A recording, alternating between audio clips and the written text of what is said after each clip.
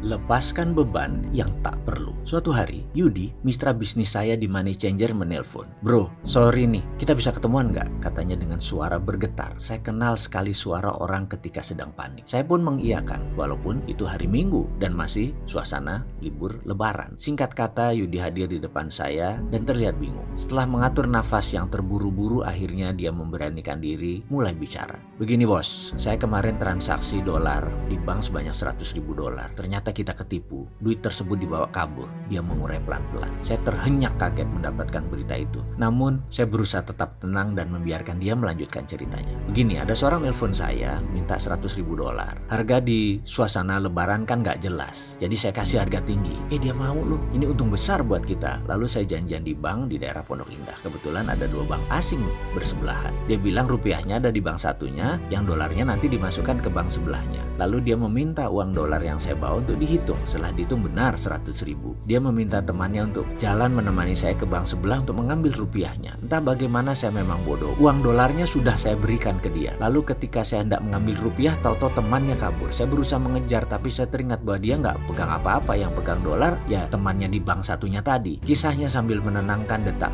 jantungnya yang galau. Saya tak banyak berpikir. Yang saya fokuskan hanya bagaimana uang tersebut bisa kembali. Yang saya minta tentunya dia bertanggung jawab. Dia berkata, "Saya bertanggung jawab. Saya akan cari sana sini, dan kalau nggak bisa juga ya saya pinjam orang tua saya." Kata-kata tersebut membuat saya tenang. Saya tahu ayahnya memiliki kemampuan untuk angka tersebut. Namun di kepala saya terbersit kemungkinan yang berat terlaksana. Masalah itu bukan uang saya. Dari perputaran uang tersebut ada lebih 60 orang yang mempercayai keuangannya dikelola oleh saya dalam Money Changer tersebut. Jadi saya rasa kehilangan uang tersebut harus saya laporkan. Tapi apakah kira-kira Yudi bisa membayar tanpa perlu saya melaporkan kejadian ini kepada pemilik? Saya optimis, saya bisa selesaikan dengan cepat. Saya yakin Yudi berkomitmen dengan kata-katanya. Tahu nggak apa yang terjadi? Setelah itu Yudi hilang di telan bumi. Dia pergi tanpa tanggung jawab, menghilang. Kata orang dia pindah ke Sulawesi Tengah. Tanpa pesan, tinggallah saya menahan marah tak terhingga. Saya harus menghadapi para pemilik modal dan pastinya saya harus bertanggung jawab mengembalikan uang mereka. Hal ini membuat hati saya terluka,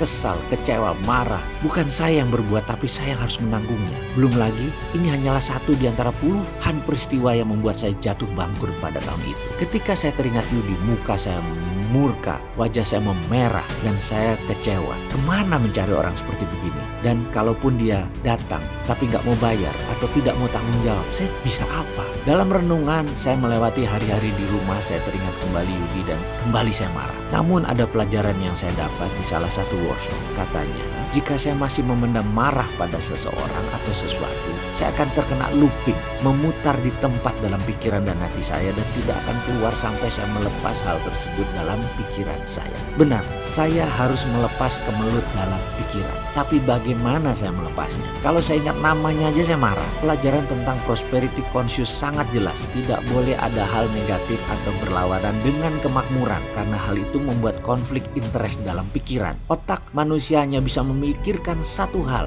Jadi jika ada yang lain akan mengantri di belakang pikiran yang sedang difokuskan. Bagaimana uang bisa datang kalau yang di depan adalah kemarahan terhadap Yudi? Kalau mengikuti materi prosperity conscious, saya harus memaafkan Yudi. Ya, sekali lagi, memaafkan, mencintai, dan mendoakan dirinya sukses selalu. Ini pelajaran gila menurut saya. Saya harus mengasihi sampai benar-benar tulus kepada orang yang melukai diri saya. Ego saya mengatakan saya tidak akan pernah bisa memaafkan pengecut ini. Tapi di sisi lain batin saya mengatakan saya ingin hidup damai dan penuh kemudahan. Untungnya saya bukan orang yang rumit. Untungnya saya bukan orang yang senang susah. Saya lebih baik berdamai dengan diri sendiri. Poinnya begini, bayangkan saya di hadapan Anda. Lalu saya meminta Anda mengangkat kedua belah tangan Anda, telapaknya menengadah ke atas. Di tangan saya ada satu buah bolpen dan satu buah ponsel. Bolpen saya letakkan di tangan kiri Anda. Ponsel saya letakkan di tangan kanan Anda. Dan kemudian saya akan bertanya kepada Anda sahabat, mana yang lebih berat? Anda pasti mengatakan ponsel di tangan kanan yang lebih berat. Lalu saya angkat ponsel tersebut dan saya letakkan di meja. Bolpen masih di tangan kiri Anda. Lalu saya bertanya sekali lagi kepada Anda sahabat, bolpen ini ringan kan daripada ponsel? Anda pasti jawab benar. Lalu saya akan bertanya, bagaimana jika bolpen di tangan kiri ini Anda pegang 5 jam ke depan? Apakah bisa? Tentu Anda akan bilang, berat menahan bolpen selama 5 jam di tangan. Pertanyaan saya adalah, yang berat itu bolpennya atau lamanya. Anda pasti menjawab lamanya. Nah, inilah yang saya maksud dengan masalah saya tadi. Jika saya menggenggam terus kemarahan dengan Yudi, maka semakin diulang semakin memberat. Semakin lama saya pegang semakin berat. Saat itu juga saya memutuskan untuk menjalankan apa yang saya pelajari, yaitu forgiving of others. Saya memutuskan untuk mencintai Yudi dengan tulus dan utuh. Saya bawa dalam doa. Setiap saat saya teringat Yudi, saya doakan dia. Saya lupakan semua peristiwa yang telah dia lakukan. Saya lupa berapa lama saya melakukannya. Saya hanya ingat yang ada hanya ketulusan. Saya sudah mengikhlaskan semuanya.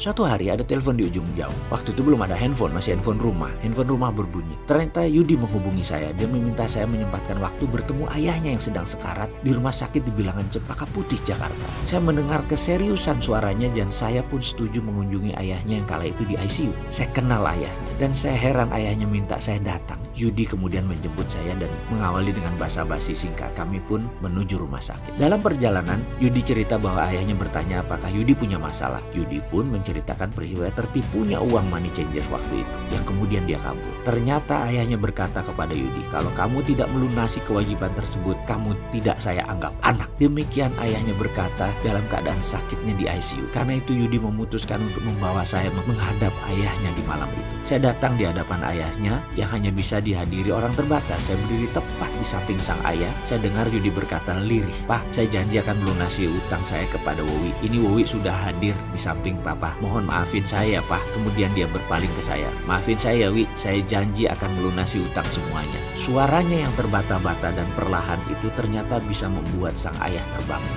Wajahnya tersenyum tulus, dipegangnya kepala Yudi dan dia mengangguk pelan.